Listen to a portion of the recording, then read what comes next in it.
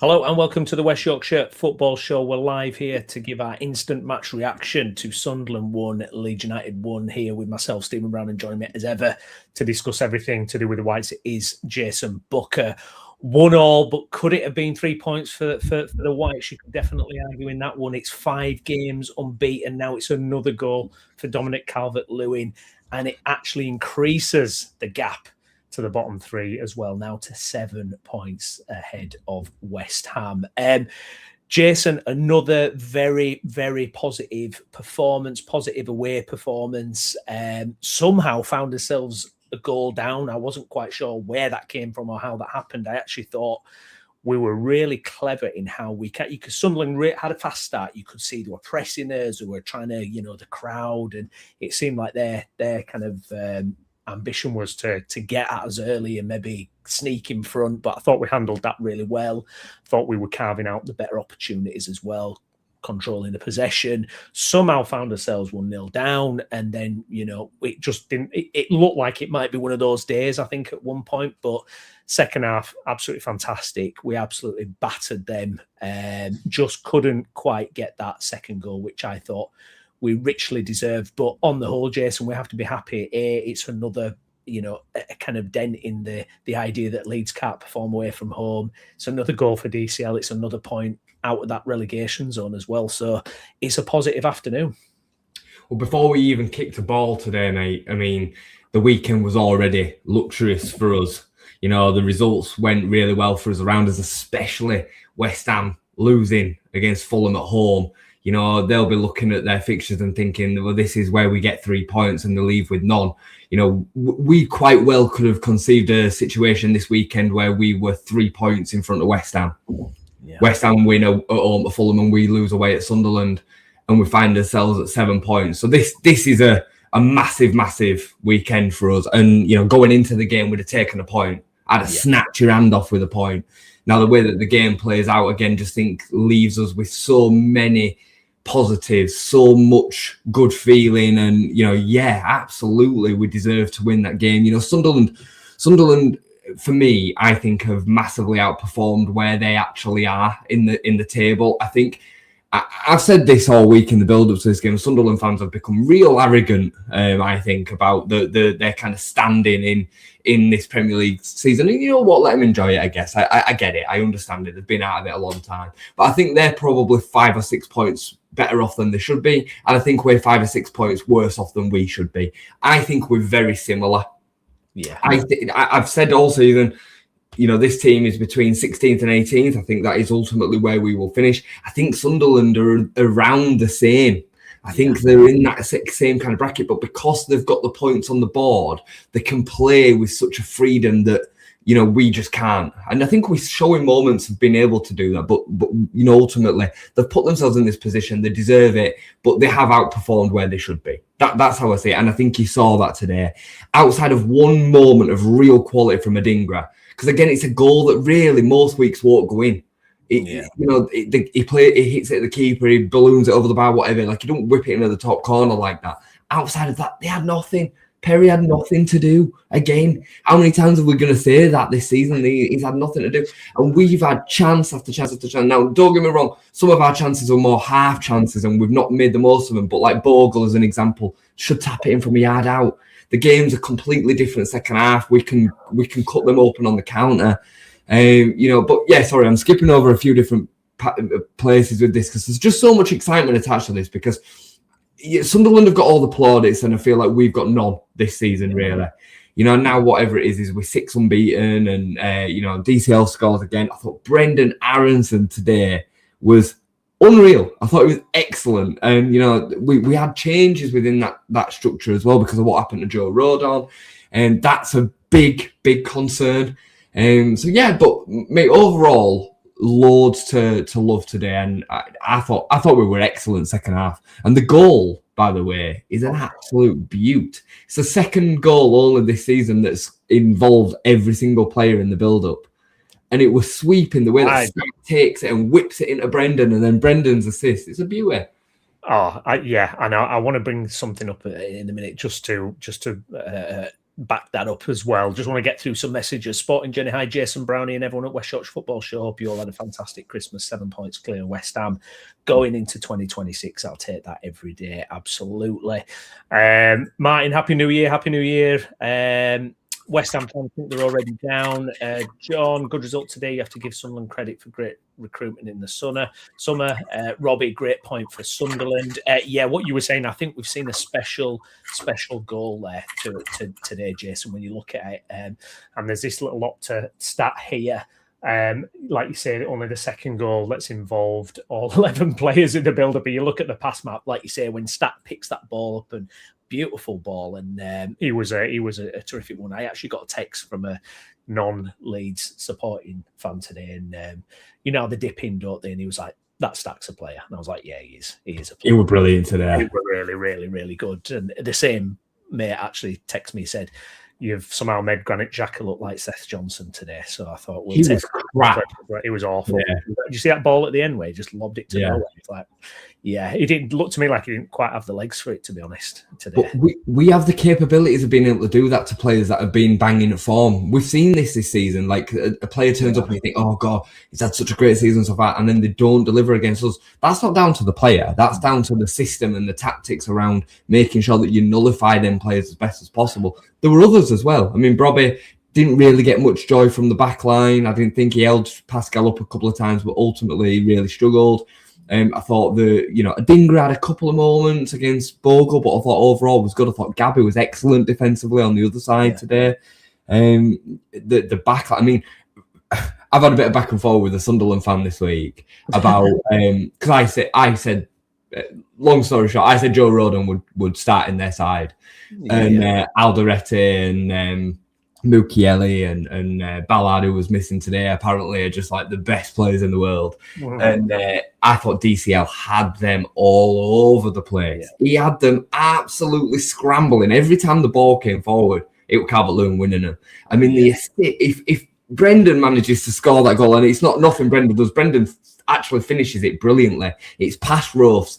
It's a brilliant bit of defending by Trey Hume. He gets back onto the line and stops it bang on the goal line. It's a beautiful goal, honestly. I can't wait to watch it back because it deserved the goal. The assist from Calvert-Lewin was ridiculous.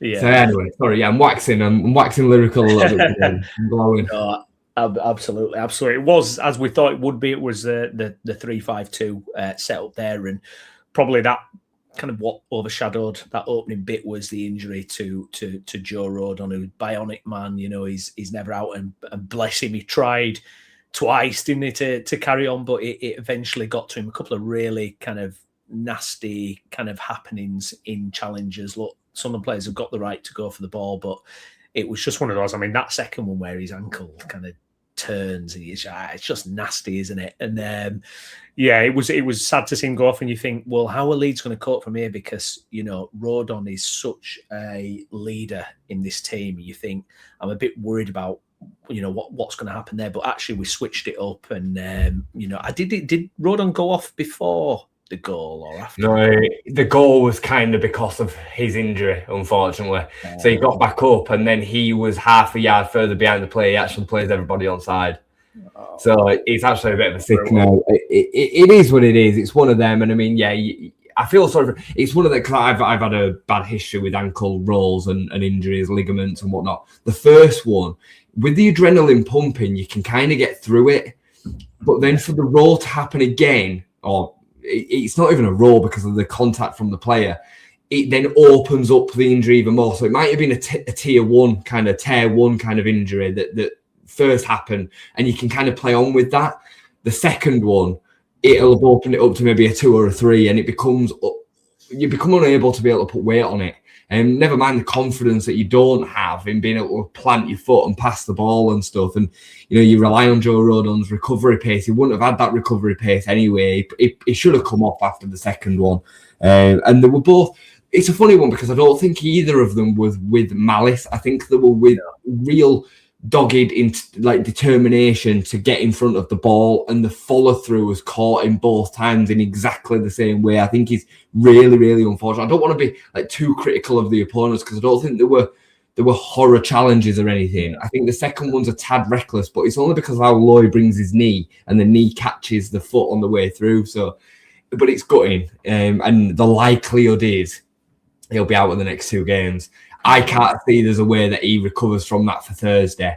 And maybe he recovers for Sunday, but I doubt it, which would be massive. Going into Liverpool away and Man United at home, to not have them back 3 in that way, in what's given us so much kind of solidity and confidence, is a bit of a gut punch. And it leaves us with a question as to what we do, doesn't it? But we'll maybe come around a bit. Do you think there was a deliberate kind of plan to shut that door? Because Rodon has been so effective as this kind of hybrid centre-back, wing-back, right winger almost at times. It seemed like there was instructions there to make sure you close that door. And obviously, like you say, a bit of overzealousness and these things are going to happen, and it seemed like they definitely wanted to shut that door on him. But like you say, we'll wait to see what Farke says. Hopefully we'll get some Farke comments before the end of the show, and we'll see if there's any kind of immediate kind of update on Rodon or whatnot, because he will be a huge loss for what he brings. I mean, 1-0 down at that point, Jay, you've lost Joe Rodon off the pitch as well. I think a lot of teams in that situation may have crumbled, may have gone under. Sunderland at home, the atmosphere, and they've got the tails up. But I just thought a couple of things went our way. I thought the way we responded to going 1-0 down was super impressive. I thought the switch of formation, I did text you thinking I was a little bit worried about striking the 2, as we've talked about, but I actually thought it was absolutely fine. Handled things really well today, and good distribution, makes a little clever run for the goal as well, the way he kind of moved forward. But I thought we responded really well, and I was just banging my head against the wall that we couldn't get back in 1-1. But that response, I mean, that tells you everything about kind of mentally where we're at the moment, doesn't it? Because it wasn't a heads down situation. It was, Stack, Ampadu, aggressive, Aronson, who was absolutely superb today again. For me, he is that third man in the middle now. I think even if, with Tanaka there, I mean, Longstaff, I mean, is it automatic that Longstaff comes in? I really like Brendan's mobility, pressing, and that little bit of magic that he can produce on the ball. I think it's vital, and it's not just strictly a 3-5-2. Players are moving all the time, and Aronson ends up over on the right wing, and Okafor's left wing. This idea that it's just been moved to a 3-5-2 and that solved all our problems. It's not, it's a very kind of fluid thing. But I thought we responded to that setback so well, Jay. It was just frustrating we couldn't get back in on level terms at half time. Yeah, I actually thought Pascal and Biol together looked really good. And I love Joe Rodon. I do love Joe Rodon's the main number 5. He's the main centre back. Without a shadow of a doubt, he's the guy. So I'm not, we're not going to go down that road. But I thought Pascal was very good today. Robbie's a handful, and overall he dealt with him quite well. There were a couple of times where he pinned him, but you're going to have that. He's a good striker. And I thought him and Biol worked really well. I thought Biol looked far more comfortable being on his right side than he did when he was playing alongside with Rodon on his left side. So, that's kind of to be expected. That is a thing. It is a thing. Like, it makes sense that, especially as a centre-back where you're not technically as good, you're going to be more comfortable on your comfortable side. So, and what Biol was doing when he went into a back 4, he was taking the mantle of picking the ball up and then floating them balls into Calvert-Lewin, and his distribution's excellent. I actually think Biol's got the best distribution out of the 3, especially when you're going long. Like, his long pass accuracy, not so much when you're cutting through the lines, maybe that is probably Rodon, he pings it into feet, but when you're floating them in, Biol's got a really good kind of sense of the distance between goalkeeper and the edge of the box, so you can't then come and get it as a goalkeeper, and it puts the defenders in a bit of no man's land. I really liked them as a pair, and I liked the back 4. I thought the defence played really well today. But Ampadu played really well again. We've been saying that we needed away performances from him. Stack have continued this momentum from when he came back from his concussion. I mean, he looks like a different player. It looks like the player we expected that we saw in glimpses in the opening 2 or 3 weeks. He's been brilliant, and maybe it was just that rib injury that he was carrying. Maybe he was just didn't have the confidence, but the way that he's striding about the place and in his technique to get the ball around the pitch is just excellent, and it brings out the best in everybody else around him as well. And I don't know where exactly I sit on this Brendan conundrum whether he is the main number 3 in that midfield 3 yet. I don't know, because I think Tanaka offers things that he can and whatnot. But what I will say is he's the one that has a creative string to his bow out of them midfield options. And if he's playing with confidence, like he did today, he has got things about him. You know, people have talked about him like he's a non-league footballer for so long that they've kind of made it a reality. And it's just not. Like, he's clever. He's a smart footballer. And today, you know, we're putting little tricks in there. We're throwing defenders off. The goal that he should have had, that Treyu knocks off the line, is fabulous. It's real quality. You know, the assist is good, but then he brings it down, takes his touch, he opens his body, weak foot into the corner, it's past the keeper, it's done. And then the assist is brilliant as well. You know, so I'm really, really impressed with him today. And I just hope fans just start finally getting behind him. Maybe in that midfield 3, because he's got the midfielders alongside him, he's got the scope to make a few more mistakes, which gives him a bit more confidence. Whereas out on the right, he's a little bit isolated at times. Maybe that helps him. I don't know, but I didn't expect him when we went into this 5-3-2 to see him being a major part of a midfield 3. I really didn't. So yeah, fair play to him. I mean, the guy, he's like, you can't get rid of him, can you? He's going to find a way to get into it, isn't he? He's going to find a way, this lad, and you've just got to sit back and admire it, really, how he's kind of made himself, you know, still there. He just works so hard, Browney. And like, I see people actually online, and we've seen them in this chat as well, that will actively use that as a way to discredit him. He runs around a lot. That's what they'll say. And it's like, no, it's not just running around a lot. Like, Sunderland are a high-pressing, high-impact team away from home. You need somebody that can give a little bit of that back. You go and watch that first half. Brendan Aronson went from the left wing to striker to right wing to right back. And it's a nuisance. It plugs all them gaps that get opened up by players that haven't got the stamina to do that. And, you know, an offensive player being effective out of possession in defence is a massive asset. A massive asset to have. So yeah, I really like him. I mean, I think he's been one of the unsung heroes of the season. I really do. I really, really do. I think he's been far better than people give him credit for this season.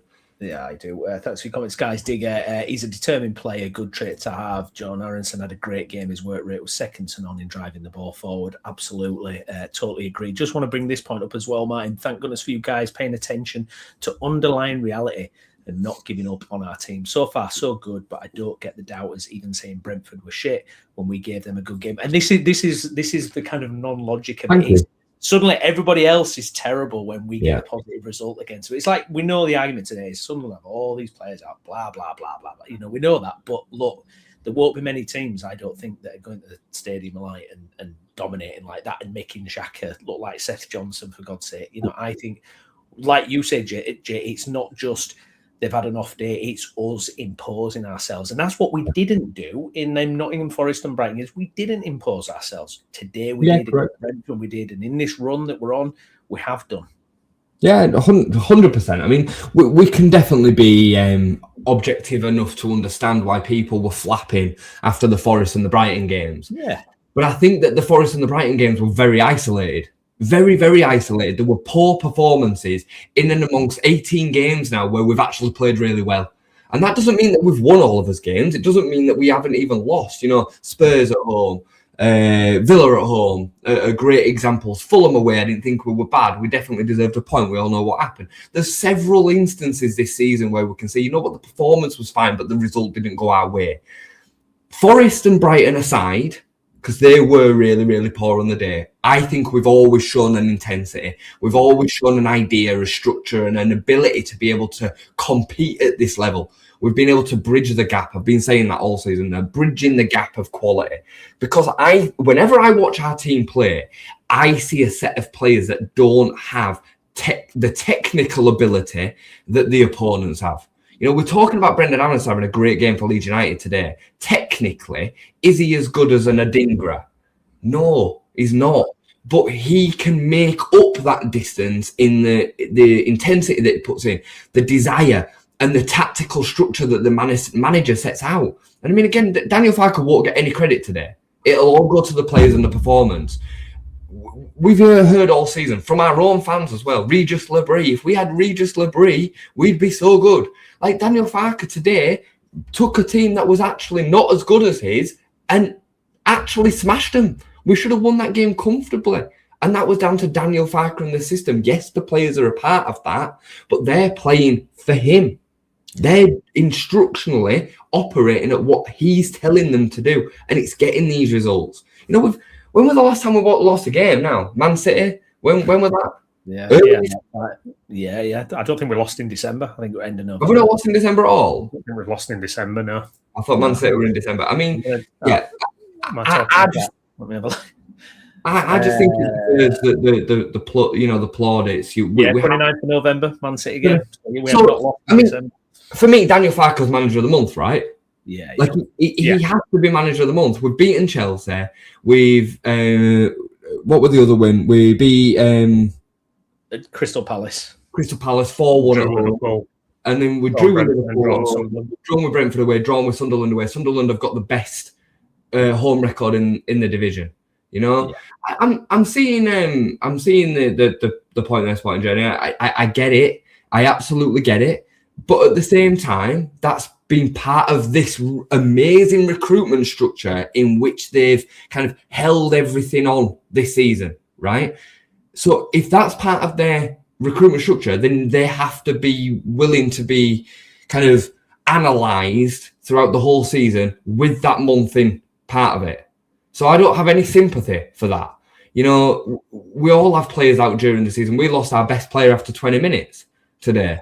You know what I mean? So I'm not. They still had a decent team out there. They weren't like a weak, like a championship Sunderland. No. You know, they still had Granit Xhaka, they still had Brobbey, they still had Adingra, who were all signings in the summer. They still had Alcaretti, who was part of La Liga team of the season last season. You know what I mean? Like they had a good side out there as well. So let's not. We have to be careful not because. Sorry, I'm rambling, but you're in danger there of doing exactly what Browney was just talking about, where we then discredit the Leeds performance and we put it on the opponents being shit or being weak. You know, Brentford a week ago were crap all of a sudden, but when Leeds took a point away from them and actually deserved to win that game as well, then they go and beat Bournemouth yesterday, and everybody's like, "Well, hold on a minute, these are quite a good side." Yeah, exactly. Just analyse it as it is. Absolutely. Some other comments as well. Aronson, man of the match from me. Thank you, Michael. Great point. Should be a blueprint for future away games, and Farke showing his tactical flexibility. Well done. Glenn, thanks for your comment, mate. Was really worried to see Roden hobble off and how we'd shape up for the rest of the game. Really impressed with how we managed without him today. Second that. Noah Okafor, Jay. Now, a couple of things with this. I might contradict myself on this a little bit, but I think he's quite a contradictory player. I think he's an interesting player. I think he's probably our most gifted actual football player in terms of, you know, those great little movements he does and the way he shimmies away from people. But then he looks like, remember the famous clip of David Dunn when he tries to do the Rabona and he just falls on his backside? He can look a little bit like, what are you doing, mate? And some of the decision making's off. But I actually thought when he came off, we weren't as imposing going forward because we didn't have that guy that could collect the ball and run 20 yards with it and dip inside and get us up the pitch. I thought we actually missed Noah Okafor when he came off, but we know his fitness levels and, you know, he looks at a puff quite early on, doesn't he, in games? But he's a confusing one with Noah Okafor. I haven't made my mind fully up on him. It's good stuff, it's bad stuff, it's the Gattuso meme, isn't it? Sometimes maybe you know what, and sometimes maybe not. Where do you stand on Okafor, and what did you make of his impact today? I find him hard to watch. I do find him hard to watch. I like him, obviously I like him, and we've said from pretty much the first second we've seen him that he's the only one within this side that's got an X factor, and I'd still agree with that. I think Brendan showed signs of an X factor today, but he doesn't do it enough. Outside of that, he is really it. Everybody else within this side is industrial, working hard. They will grind away at it. Even Willie Gnonto, even the creative players that we've got. Jayden Bogle, I'd put in that kind of category as well. He's industrial. He will work and work and work, and he has got that little bit of, you know, something from time to time, but ultimately it's hard work that gets him into the positions. Whereas Noah Okafor can take 3 players out of the game with a bit of skill. You see it on him. And he glides past players at times like they're not even there. Yeah. But then he'll do a step over and he'll catch it with his heel and bounce the ball to the opponents. And it's like, for fuck's sake. But yeah, he has to play if we're playing with wingers. He has to be in the team. If we're playing two up front, I still really like what we saw from Mecha and Calvert-Lewin. But it's hard to ignore the fact that throughout a lot of this good run that we've had, that Okafor's been part of that front too. It's hard to ignore that. I did think it was really interesting that when he made changes today, Daniel Farke, that he brought Lucas Mecha on the left wing. I couldn't really understand that. And it made me feel like Willie Gnonto was even further away from starting games for Leeds United or further away from impacting games for Leeds United because it brings Mecha on. I thought Willie looked off it when he came on. He did. He didn't look like he has done when he's impacted games last couple of times he's come on. He looked too scared to be out of position defensively. Yeah. He wanted to always be the goal side of the ball. So he was then not adventuring out, whereas Mecha kept us a little bit higher up the pitch. But I agreed with you. I thought when Okafor came off, we did lose a little bit of control of the game. They're scared stiff of him. They were scared stiff of him. And the thing with him is he's a big lad as well. Yeah. He's imposing. He doesn't use his body as well as what he should do if he were a number 9, but he has got strength and physical presence about him, whereas Willie Gnonto looks like a child. And that's no disrespect to Gnonto, it's just this type of players that they are. So it did feel like we lost a bit, but I also think game state is a part of that as well. We couldn't have just carried on dominating without scoring and just hoped to carry on dominating in that way for the remainder of the game. It were about the 80th minute when the game really swung the other way, and then we got a little bit deep. But I think at that point, the team probably decided, you know what? We've had a chance to get that second goal. We haven't got it. We now need to make sure that we leave here with a point. And I think that was intelligent. I think that was smart, because if we'd have carried on going for the winner, Mayenda, who was fresh, Isidore, who was fresh, would have started getting in behind us on the counter. And I think that is what the big change was. Sunderland made changes to be able to stretch the game a little bit more. And we had to kind of react with a system change, you know? So, yeah. Yeah, no, indeed. Simon, funnily enough, I think Okafor needs more time to gel. The more games, the better he will be. Arthur, we had James out. Yeah, I mean, that's the thing as well. You would have said, that left-hand side, Gnonto coming on would have seemed to make more sense. But, like you've covered there, you just lose that physicality a little bit. And I guess that's where, if maybe something we can do in the January transfer market, although we're not starting games with wingers. So, it's a whole conundrum on that side as well. I do think that's an interesting point on Okafor, because I think there's a gelling issue with him in the team. And then you're also asking him now to play a position that is not naturally his position. Yeah. He's not a 9. He's not even a second 9. He's kind of filling a role that some of his attributes apply to, more than him actually being well suited to playing the 9. There's so many opportunities when Calvert-Lewin's doing his thing, and I think, Noah, you should be there. Noah, you should be spinning behind there. Noah, you should be dropping off 5 yards. And if he had the experience of being an out-and-out 9, he would know that, but he doesn't.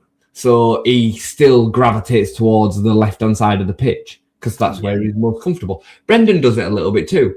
Brendan, he's playing as a midfield 3. He will sometimes be out on the right wing. Yeah. So it comes when you put in square pegs in round holes. But at the minute, it's still functioning enough to look really threatening. Going forward, we look dangerous at all times, don't we? Which we didn't earlier on in the season. So no, and there's still elements, and you've seen it with the goal, of good intricate little passing movements, and we still see those kind of shadows from last season, where obviously we dominated the ball and we're so much better technically than teams, but we can still, it's like the first opportunity today, it was actually a really nice bit of play, and then Stack had a shot that was kind of straight at the keeper, but we still feel capable of playing football as well. It's not all just pump it up to the big man and that's it. It feels like we have got quite a rounded game in that way. Speaking of obviously goal scorers as well, Dominic Calvert-Lewin is scored in 6 consecutive Premier League appearances for the first time in his career, with this being a longer scoring streak than Harry Kane ever managed in the competition.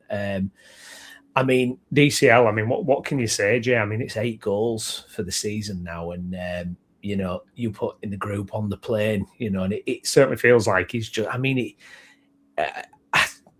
people will probably say, is it a purple patch? Is it going to last? Is an injury going to come around? We don't know, but I mean, he's just on another level. I mean, I can't remember the last strike we've seen with this amount of quality. I mean, just to remind you, Downsy said, "We'll score the goal to keep you up." He's scoring the goal to keep us up right now. You know what? I've said this on several shows. He is the kind of striker you can only truly appreciate when he's playing for your colours. Yeah, he's just class to watch. I love watching him. Everything he does when the ball's in and around his head and his chest is just excellent. He's got brilliant balance for a big striker. He covers the ground better than you think he would. He's got really good first touch. He's smart. His runs are intelligent, and he's a good finisher. What Calvert-Lewin's not a good finisher, or the moments where he's not a good finisher, are when he's got too much time to think.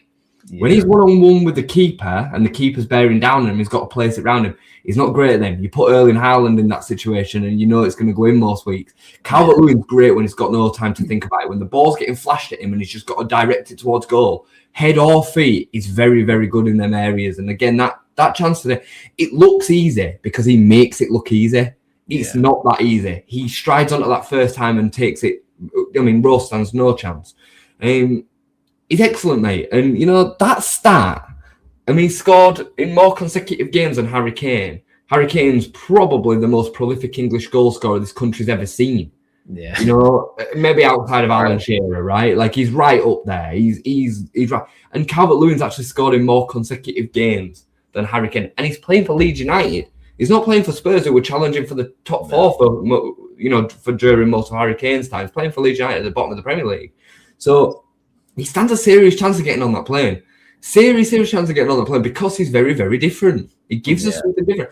If we're desperately in need of a target man going into the last parts of a game for England, you can't stick on Ollie Watkins and ask him to play for flick-ons and holding the ball up. No. Harry Kane can do that to a point, but you want Harry Kane in and beyond that to score. Calvert-Lewin would give us a serious option. And if he's fit and strong, which he looks like he is and he's confident, why wouldn't you take him? This is a player that's already, scored goals for England, played games for England. So the long way it continue, mate. Where's he in the scoring charts now? He must be like... He's right up there, yeah. I think Haaland, and then Haaland's on like 20 or something ridiculous. And then there's a big gap to second. I forget who second is. And then there's a big group on like 8 or 9. Yeah. So he'll be in there, won't he? He'll be cushioning. He'll be in around joint third, something like that. Yeah. The second half, Jay, when it came to it, obviously we're going into that second half 1-0 down. Are you thinking, is it going to be one of those we're waiting for our opportunity again? I thought the intensity, and at some points it was almost laughable how dominant we were. Sunderland were literally just kicking it away and kicking it straight back. They were completely all over the place, weren't they? And we were at that point. You were just praying for the ball just to drop in the right place or something to happen. It just didn't quite happen again outside of DCL's goal. But the way we were pressing and dominating that second half, it's impressive, isn't it? To go away and do that against, where did they start the day, in 5th place or something? It's absolutely insane, and it shows you what we can do when it's ticking like that and working like that, and the confidence levels are up, and when we've been set out to do that. Because obviously I think Farke's been labelled that sometimes it's a little bit too conservative or passive. Well, there was nothing passive about that today, Joe. Jay, sorry, mate. It was absolutely full whack, and just such a shame we couldn't get the second. But look, it's still a positive result. We have a really good balance between the times where we go direct and force the opponents to play off the seconds and further back into their half, and then actually play with some intricate passing. And the passing quality has improved. The quality in the moments has really improved. So, the second half was as one-sided as a half an hour as you'll ever see. I'd say until the 75th, 80th minute, we were completely in charge of the game. And then you had to expect it to kind of balance out a little bit. They were going to get back on top, and I think we did retreat a little as legs went and whatnot. It'd be nice to see one of these strikes from distance just fly in instead of there were a chance where I think it were Ampadu rocketed it, and it would just straight at Russ. If it had been anywhere else, it'd have gone in. If it had been either side of Russ, it'd have probably gone in because it were hit with so much power, but it just straight at him. Or bounce off a defender and flick in the opposite side of the goal. We just never seem to get them. We have to create like the best chance possible to score. But yeah, mate, we have to be delighted with how that second half went, even though we didn't get all three.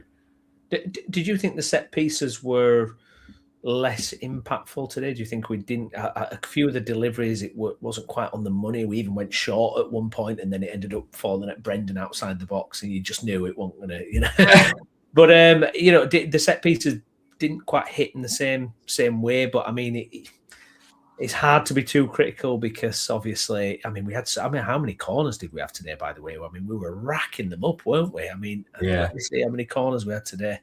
I think 9 corners today. I think one thing I'll say is that I thought a lot of the deliveries were out swingers, and I think Stack's deliveries are better when they're in swingers because they're bringing them towards a goal, and the attacking players can actually then get on and attack them far easier. But the out swingers were ending up coming a little bit further out, a bit towards a penalty spot rather than the edge of the 6-yard box. But sometimes you also have to just say that the opposition may have just defended them well. You can't. We're not going to always score from a throw-in or a corner. We were still threatening. BO was still getting on the end of some of them. The throw-ins looked like they were causing the most issues. Second contacts, especially in the first half, they were really struggling with them. So, yeah, I'm not overly concerned by it or anything like that. As it becomes more of a prevalent strength of ours, oppositions are going to start trying to come up with ways to deal with it as well. So, it's one of them sometimes. What did you think of Altanaka today? Obviously, he came on to replace Joe Rodon. It's an interesting one, Tanaka. When I watch him, he doesn't seem to have quite the same. I don't know if it's a fitness thing or something, but quite the same legs in the press that he does. When he's like goes into that headless chicken mode and he's like snapping at players. Doesn't seem to quite be doing that at the moment. I don't know if it's an energy thing or maybe Daniel Farker's just saying, look, try and be a bit more composed because we've seen him kind of give the ball away in a couple of situations that have been costly. Where are you at with Altanaka generally? Do you think he's kind of close to getting that third midfield place, or do you think he's probably, the subs bench is the right place for him at the minute? I think it can be very much game dependent. I'm a little bit mixed on him. I've been mixed on him all season. I really like him as a player. And in the Championship, he stood out head and shoulders as one of the best midfielders in the division. But the level of opposition around him allowed him to look as good as what he was. In the Premier League, the level of midfielder is just so much higher that he is just another midfielder. So if he's having a good game, he will look like he belongs.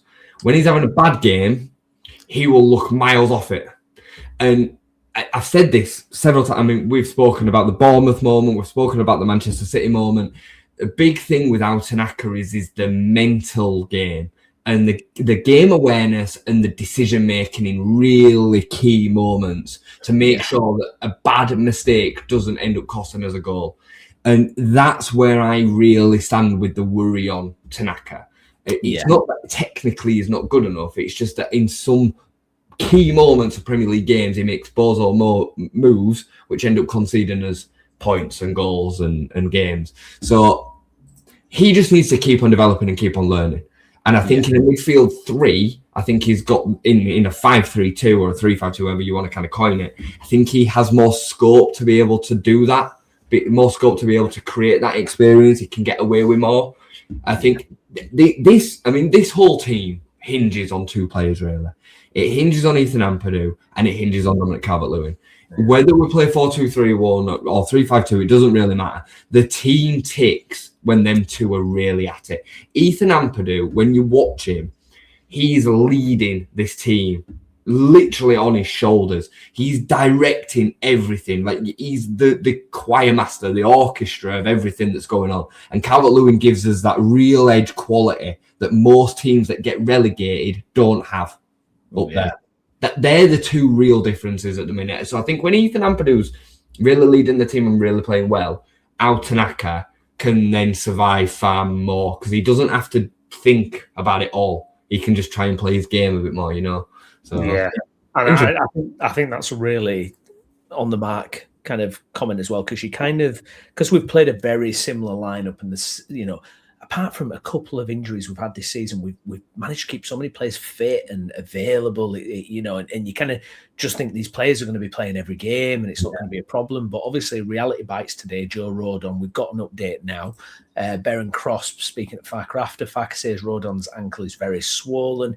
He doubts the defender will be available for any of the games before the FA Cup match at Derby, but he needs further scans. So we're looking, let me get the fixtures up. That'll be Liverpool, Man United, Newcastle, and then the Derby game, and I think. Yeah, so potentially 3 Premier League games there. Obviously, we'll do a proper preview for the Liverpool game as well. But in terms of what that does to selection going forward, as Sporting Jenny says here, Farker thinks Rodon will be missing from those games. Where are you at with that then? Would you kind of look at the team that kind of it switched to after Rodon left the pitch? Does Bornau make an appearance? Does Ampadu or Stack go into the third centre-back role? I mean, what's your heart telling you on where we will go with that, considering Rodon's now out? I think it's an absolute brutal injury. And I mean, you're making the point about keeping players fit. You can't do anything against impact injuries. This isn't a, physio issue, isn't a medical department issue. This is obviously a impact injury. We saw it, and it would double barrel, wasn't it? Yeah. It's twisted rolling ankles, ligament injuries. They're delicate. They take time to heal, and there's nothing you can do other than rest. It's literally resting. I said to you earlier this stream, didn't I? There'd be next to no chance that he plays against Liverpool and Man United. Yeah. I think it's gutting. I think it's really gutting. I think the only chance that we I'm not even really thinking about the Liverpool game. I think we've got a chance to get in there. I don't care. All I care about is next Sunday. And I think that injury really impacts us. Really, really impacts what chance we have of winning that game. What do I think he does? I think he goes to the 4-2-3-1. Yeah. I would be stunned, absolutely stunned, if he plays Bornau at right centre back against Liverpool. I'd be so stunned. I'd be even more stunned if he played Stack or Ampadu there. Yeah. Given the level of importance to Ampadu being in the middle of the park and in the middle of the pitch dictating, I just don't see it. And I just don't see him playing Bornau there. Could he play James Justin there? I've seen some people kind of, suggest that as an option. I just don't see it. I don't see it. Joe Rodon he's vital to this 3-5-2 working. He's absolutely vital to this 3-5-2 working. So, no, I don't see it. I think he'll go to the 4-2-3-1, and I do think we will be easier to deal with as a consequence, unfortunately. Yeah, it's a big blow, isn't it? Some other comments saying from Farker. Farker says he would have changed formation even without the Rodon injury today. It's funny, this formation thing, because it's kind of like, do you know what I mean? It's everything's so kind of black or white, isn't it? But like they never did anything before to their formation. But he wanted his side to be braver and felt they were going. They were after they went behind. Felt Leeds should have won, so he's not dancing tonight. Next 3 fixtures, obviously difficult fixtures there as well. And it is. I mean, it's a big game. Obviously, I mean Liverpool away, Anfield. I mean, it's a real. I'm similar kind of camp to you though. It's that one next Sunday where it really feels like important. But in terms of going into New Year's Day against Liverpool, and if you're looking at kind of, well, obviously we're looking at the bottom 3 as well, and West Ham, because they've got a kind of softer run of games, haven't they, at the moment? So I think West Ham have got, or Brighton. They looked to have Brighton at home. Actually, I mean, it's not that easy, is it? Brighton at home to be really fair. Not easy, mate. No, but they do have Wolves in a couple of games' time. What would you be happy with? I mean, if there's I'd be happy with it. You know, if we've got like a 5-point gap at the end of that mini run, because I mean, let's talk about it a little bit. Yesterday's results and the fact that West Ham lost yesterday. I mean, that felt huge, didn't it? Because this was supposed to be their run of games where they kind of started to put a little run together, catch us up, and eventually climb out of the relegation zone. But to lose to Fulham 1-0 at home felt very, very damaging. Just want to say before we kind of skip away from the tactic conversation, because I'll forget and I won't come back to it. Yeah. It is really funny because people have kind of just applied the logic that the 3-5-2 change has seen coincided with the change in fortunes. A lot of the good things that we've done over the last few weeks have been in the 4-2-3-1. Yeah. And we've made the point on this show that the performances before the change to 3-5-2 have deserved more results in the 4-2-3-1. So, you know, it's not just as black and white as 3-5-2 means that we're playing well. 4-2-3-1 doesn't. You know, we played really, really well for 70 minutes today in the 4-2-3-1. I just think in certain circumstances, certain situations, certain formations going to look better against certain teams. I'd be really interested to know if he was going to make that change. I don't believe he would have done. No. I think it might have at half time, but there's no way on this planet that he was bringing Yacobiol off after 25 minutes. No. To go into the 4-2-3-1. I don't believe that for a second, Daniel Farker. You're having me on. So, you know, but yeah, it'll be interesting. It'll be really, really interesting. And I'm excited to see it. So, yeah, sorry, to come back to your question. Yesterday was a huge day for us. As much as I don't like looking at the opposition results, you can't help it and it matters. It really matters. And it matters especially when West Ham lose at home. You know, especially to teams that they're hoping to pick up points against. And they were pretty crap yesterday again. I mean, they missed a couple of good chances. I've watched the highlights back. And then, I mean, have you seen the goal? Yeah. A horror of errors defensively. Yeah. First off, a defensive header that's an error. Then the left back slices it completely. And I mean, it's as simple as a goal as you're ever going to see. Harry Wilson kind of just crosses it towards the back post and Jimenez heads it in from 6 yards out. Like, it's comedy of errors. And I mean, from when we played West Ham, I've said that I thought this West Ham team was better than ours, and I still think it is technically on the pitch, but I just think they're a mess. I think they've got a mess situation off the pitch. I think the fans are not helping.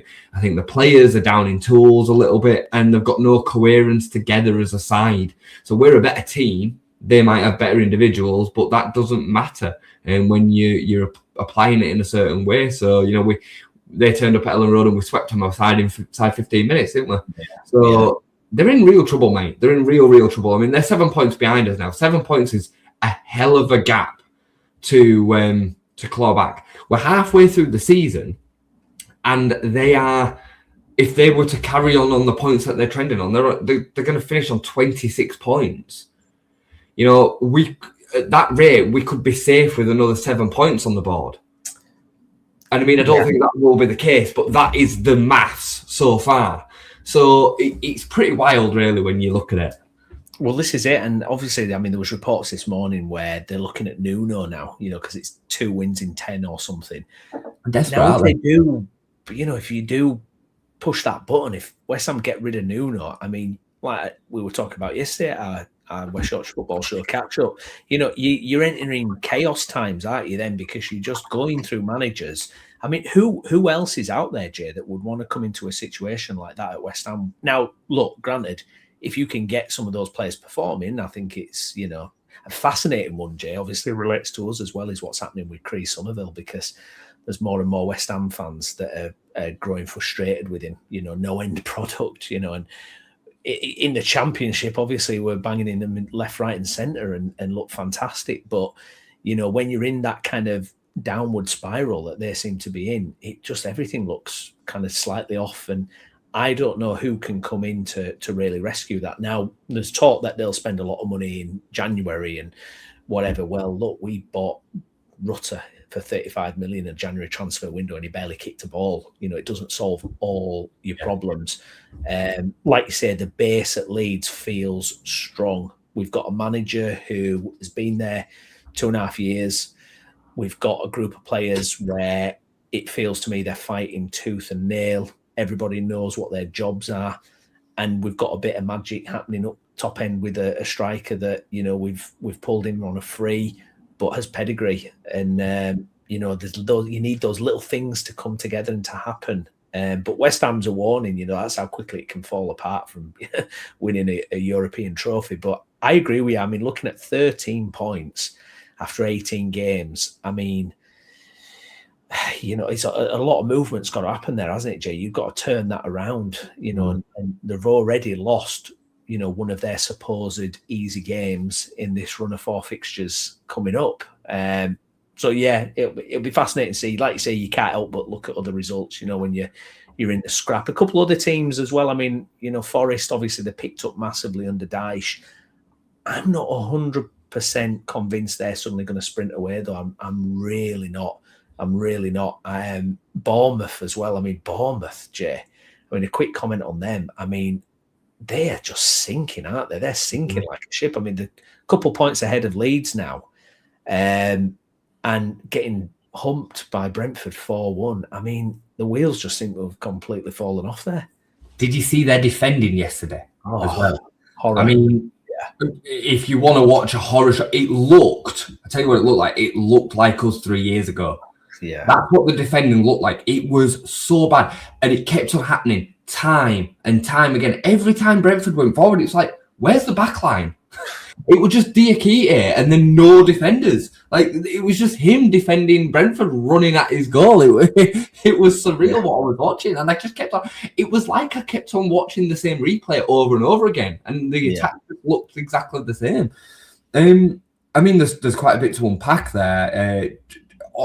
On Bournemouth, it's funny because Bournemouth, we bring Football Manager up from time to time, but Bournemouth got relegated in my save, and we all kind of, because I was sharing it with you, we're all like, Bournemouth getting relegated, like that's a bit of a shocker. That won't happen. And they have literally dropped like a stone, and they've got some problems there because Semenyo looks like he's on the way out in January. You know, release clause is expected to be hit, 65 million quid. That's all their goals pretty much gone. It's certainly the reliable goals gone anyway. And Ivan Nielsen's not really scoring at the rate that he has done previously. Tyler Adams is out for 3 months, who I know is one of their best midfielders. They've got problems within that side. And, you know, the back line, which was torn apart in the summer, it looked like it was going to develop early on this season to be a really good replacement. They're having real big problems in that area of the pitch as well. You know, they're not stepping up and playing in the way that the kind of showed the early signs were at the beginning of this season. So, I think. Sorry, I just got waylaid by the Rokerman's comment. I'll come to that in a minute. I think Bournemouth are going to be in and around it. I think Bournemouth are going to be really around it. I think West Ham have got a serious issue. Going and taking Nuno out of the job. I mean, who do you go to? You know, Nuno is kind of seen as a relegation specialist. Yeah. Like, he's a manager that's capable of putting a team together and making them defensively robust and strong and difficult to beat. I mean, West Ham are really easy to beat right now. Yeah. Who do you bring in that's got the pedigree, that's prepared to come in January to change all that when they're in a bit of a mess? Mm-hmm. And then the players go to, you know, their biggest problem that they're dealing with right now is recruitment. The recruitment has been poor. Yeah. Who says that they're going to be able to throw money at it in January and get that right? And the level of players that you're going to need to turn up are going to be probably not of the standard that you need. Not unless you're really lucky. You know, I always think back through the years of the teams that have been able to make a difference in January. I think like Esteban Cambiasso when he came in at Leicester. Yeah. He helped Leicester stay up. Like, them kind of signings are really rare. They're really rare. So I just don't see it. And I mean, I always thought West Ham would get out of it, but I don't see how they do right now if we keep on trending the way that we are. Yeah, exactly. And you know, look, Premier League teams or established Premier League teams like West Ham, Bournemouth, because of financially, they're able to kind of, the build up through the years. It'll be interesting to see how much can they spend, how much can they throw at it. And the argument is obviously where kind of strapped a little bit. I'm trying to find a quote from Farkas. I think he's talking about, right, okay. So got a little bit here about Farkas on January transfer window. Farkas says he doesn't expect signings to arrive in time to play in the next few Premier League games. No, the Liverpool, Man United and Newcastle games normally come too close to integrating any new players. I don't envisage any potential signing to feature in the next 3 fixtures. I mean, it's not a closed door. Yeah. The way that he words that is interesting because that makes it sound like a signing's imminent that won't be able to play in them 3 games, which is really, really interesting. Yeah, it'd be interesting. It'd be interesting to see if we actually do something there. Do you want to get back to Rokerman, by the way? Well, I mean, I know he's watching probably back at the start when I said that. Yeah, that's true. Yeah. Go and have when you come to it, Rokerman, go and have a look at the Sunderland fan base on Twitter. And if you can tell me with a straight face, honestly, that there's not arrogance going around, then I'm sorry, but you're blinded to the truth. The Sunderland fan base, I mean, I really like the underdog. I want the underdog to do. I want Sunderland to survive. But the way that Sunderland fans have spoken about their half of the season so far, and the way that they're speaking about themselves as if they're this kind of like, I don't know, like, you've not played that well. Yeah. You've done amazingly well to get the points on the board. And that's all that matters this season. But let's just cut it as it is. Be honest, be straight, be direct with the way that you've actually performed out on the pitch. The performances have been okay, but you've overachieved. You've over-indexed the amount of points that you actually should have on the board. That's what I see. The XG tells you that. The underlying stats all tell you that. And there's this kind of arrogance and aura around the Sunderland fan base at the minute, as if like we deserve to be top 5. We are top 5 Premier League team. Like, and I don't know. Like, go and have a look at the fan base anyway. Like I said, I'm only reacting to what I've seen online. Well, there was a chart, wasn't there, about underlying numbers, and they were like 4th bottom or something. So. I mean, look, sometimes you can defy it. Look at Aston Villa at the other end of the table, defying those underlying numbers, and it can happen. But it's interesting. Let's have a look. Some comments here. Seabass, hello from South Africa. Hello, mate. Welcome along. Let's have a look at this. John, Leeds United are the best example in English football history of a side winning ugly and without deserving it. Clough called it. Right. Yeah. Okay. I mean, don't get Browney into talking. Don't set me off. You won't win with that. It's a positive. I'm not detracting away from the points total that Sunderland have got. No. What I'm saying is call it for what it is. Yeah. Like, let's not make it out like it's this scintillating style and that Sunderland are an insane football team and they're playing really, really well, because they're not. Like, we've seen it today. That performance that I saw from Sunderland today, I've seen that before this season. Yeah. I've seen that first half when they didn't deserve to be in front and they're leading 1-0. And don't get me wrong, there is an element of ability and skill and style and tactic to that. I understand that. I'm well aware enough of football to understand that it takes many different ways to kind of skin a cat or to win a football game. But don't come on with this arrogance level that you are one of the best teams in the division. I'm not just going to stand and just accept that when it's not the reality, So they've done amazing. They've done unbelievably well. No one, unbelievably well. Can I just say, like, are we ruling Burnley and Wolves out? I know Wolves are dead, but are we ruling Burnley out with this? I think so. I think they look kind of. I mean, to be fair, a couple of decent draws for them, but I can't see how they turn it around from here. Do you think they'll kick Scotty Parker out, or do you think he'll just see it through?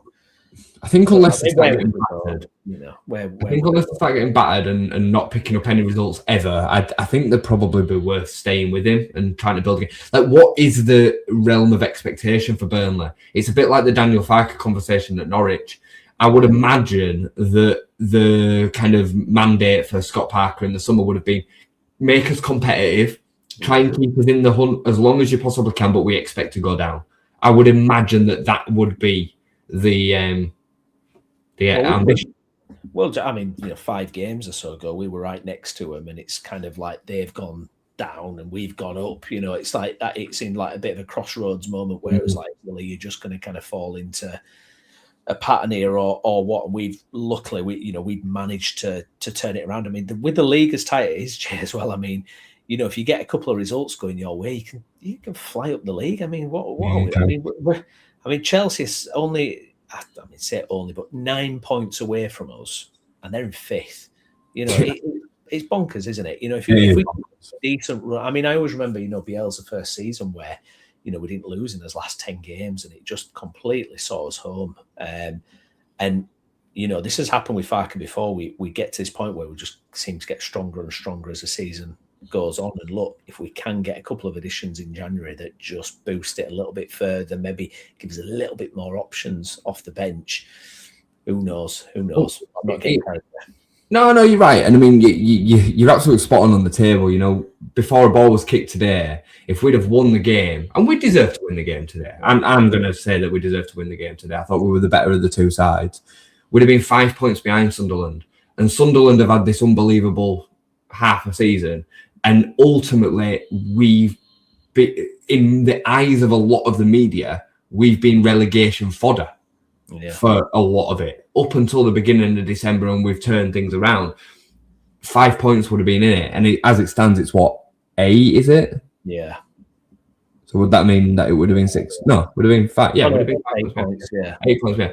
It's still not cosmic. I've said to you all, and Sunderland keep on overcoming kind of my expectations, and I think everybody's expectations. I've been expecting them to drop off all season because the performances have shown that that's what I should expect. That 1 week they're going to lose at home, and then they're going to start to see more results line up with the way that the game actually plays out. And I still think that will happen. It's just the longer this continues, the higher up the table that they will finish. And that will be justified. That will be very, very fair. But at some point, Sunderland are going to stop generating points at the rate that they have. And they will end up, in my opinion, between 12th and 15th.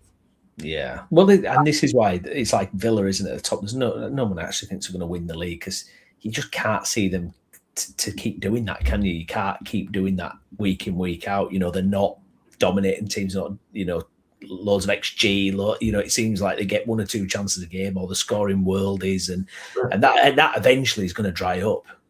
One good chance today. They had 1 good chance today. Yeah, one shot on target today. 1 shot on target. 1 shot on target. I mean, again, thing on the bar, and that doesn't count. But 1 shot on target, Jay. Yeah. And again, that's down. A lot of that was down to the way that we played today. They will definitely have played better than that this season, Sunderland. I get that. Or they'll have imposed themselves on a game more. Leeds deserve the credit for stopping that. Yeah. But again, I'm going to repeat, Sunderland have played like that this season and won. Yeah. And that's what I'm getting at. And we've played like that and lost. Yeah, that's the difference between the two sides. I don't think that there's 8 points between the two sides at all. I really don't. And I have actively said all season that this Leeds United team is between 16th and 18th.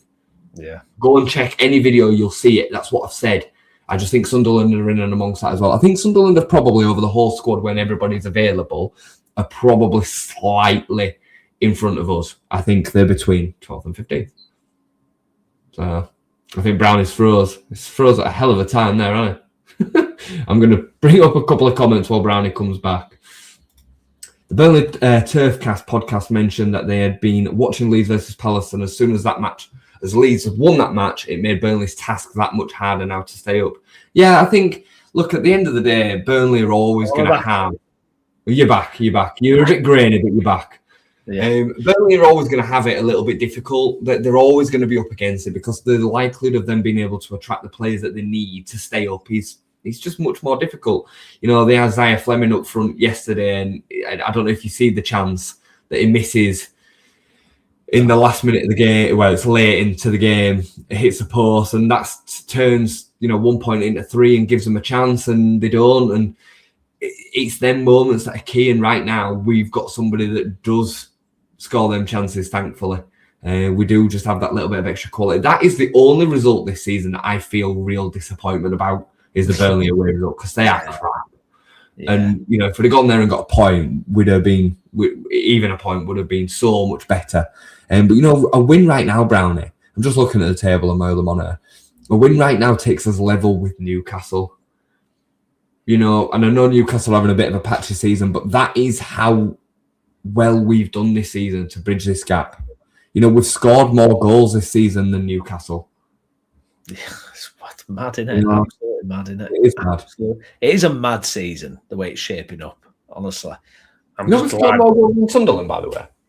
Have we scored more goals than Sunderland? Let's have a look. We've scored 5 more goals than Sunderland.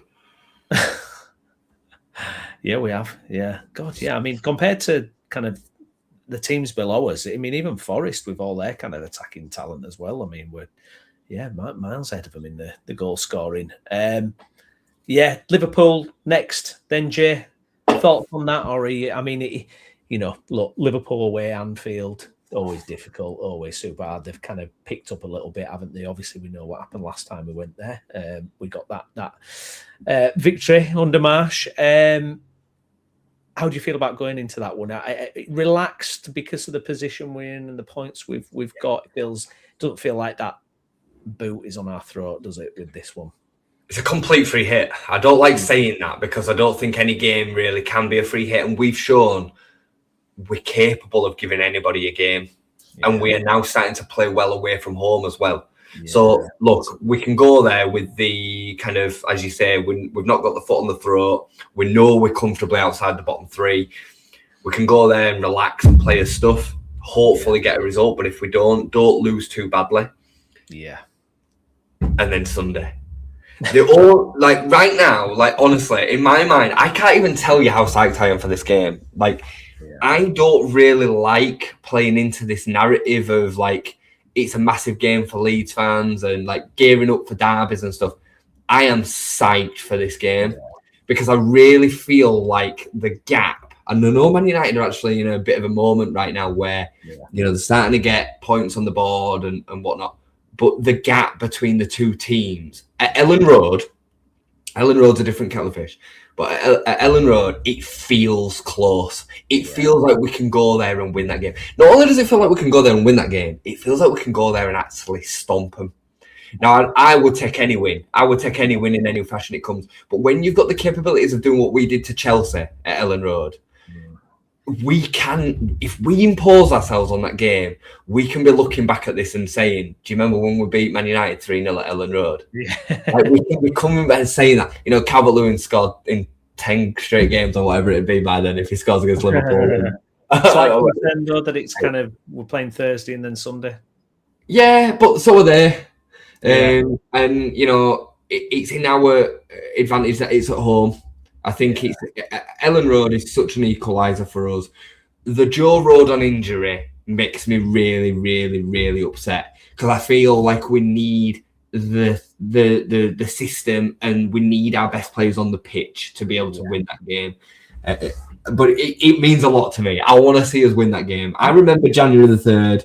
I was there, but a cup game is different. The last time that we beat Manchester United was at Ellen Road. Harry Kewell scored that header, the 1-0 game. We all remember it.